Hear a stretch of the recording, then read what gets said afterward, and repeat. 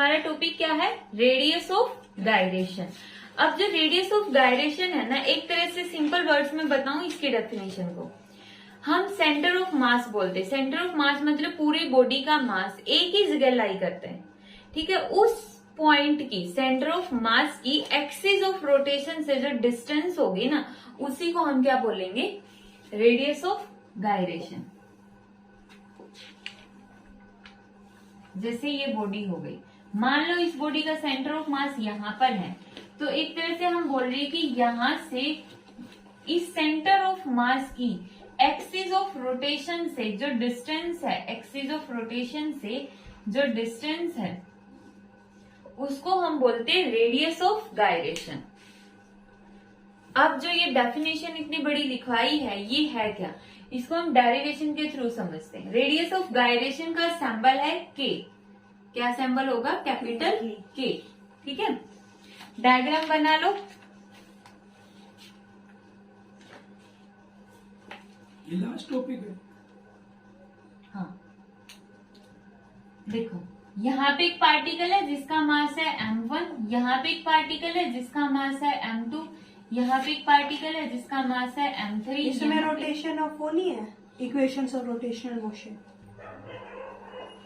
m6 m7 masses consider कर लिए, इनके डिस्टेंसेस मान लो r1 r2 r3 r4 r5 r6 r7, ठीक है। इस तरह से हमने डिस्टेंसेस कंसीडर कर ली। अब लिखो moment of inertia of whole body, पूरी बॉडी का मोमेंट ऑफ इनर्शिया कितना होगा। अब मान लो कि जो इसके मासेस हैं, वैसे तो कितना होगा, m1 r1 का स्क्वायर, m2 r2 का स्क्वायर प्लस mn rn का स्क्वायर, ठीक है।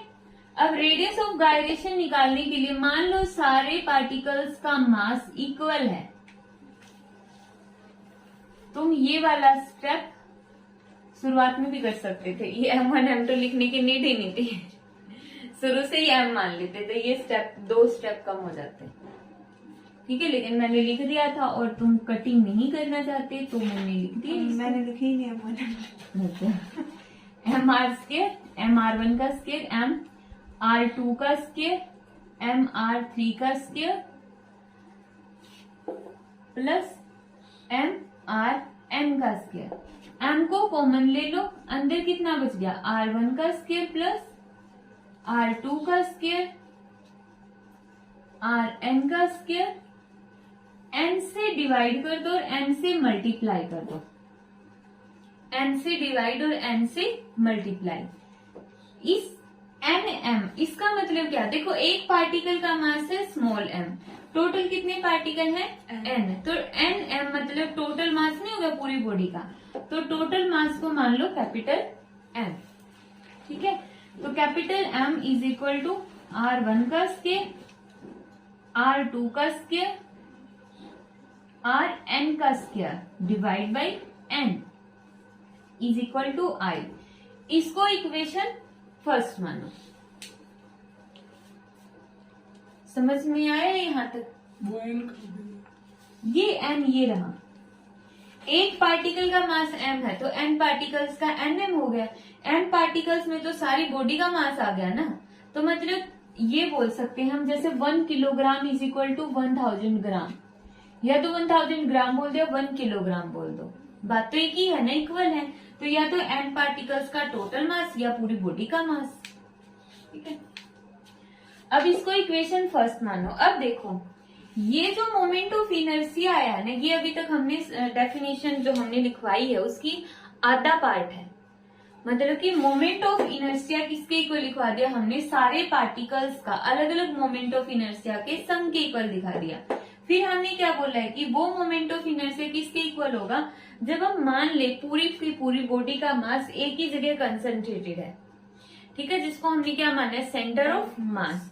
तो उसकी डिस्टेंस जो एक्सिस ऑफ रोटेशन से होगी के, तो वहां से उस पॉइंट का मोमेंट ऑफ इनर्शिया निकाल के दोनों को कंपेयर कर दो। तो वहां से आई किसके इक्वल आ गया, एम के स्क्वायर। यही आया या नहीं आया बताओ, यही आ गया ना। यहाँ पे तो सारे पार्टिकल्स का अलग अलग निकाला, यहाँ पे सारी बॉडी का मास एक जगह मान के सिर्फ एक बॉडी का मोमेंट, एक पार्टिकल का मोमेंट ऑफ इनर्शिया निकाल दिया। एक पार्टिकल का मतलब जहाँ पे सारा मास कंसंट्रेटेड है। तो बात तो एक ही हो गई ना, ये सारा मास उसी जगह तो आ गया। अब तो अब हम इक्वेशन 1 और 2 को क्या करेंगे, इक्वेट। हाँ इक्वेट कर दो,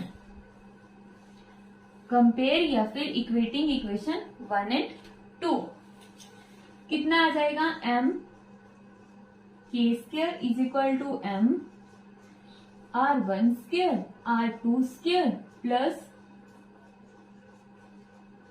RN square divide by N. M से एम कैंसिल, के स्क्वायर को उस तरफ ले जाओ, R1 का स्क्वायर R2 का स्क्वायर RN का स्क्वायर और डिवाइड बाई एन। इजी सा है, मगर इसमें ना कोई बहुत ज्यादा टफ वाली चीज नहीं थी। ठीक है, ये आ गया हमारा radius of gyration. Radius of gyration, radius of gyration की एसआई यूनिट क्या होगी, इसकी SI unit radius metre. Radius क्या है, मीटर। मीटर ही है, मतलब डिस्टेंस है तो मीटर।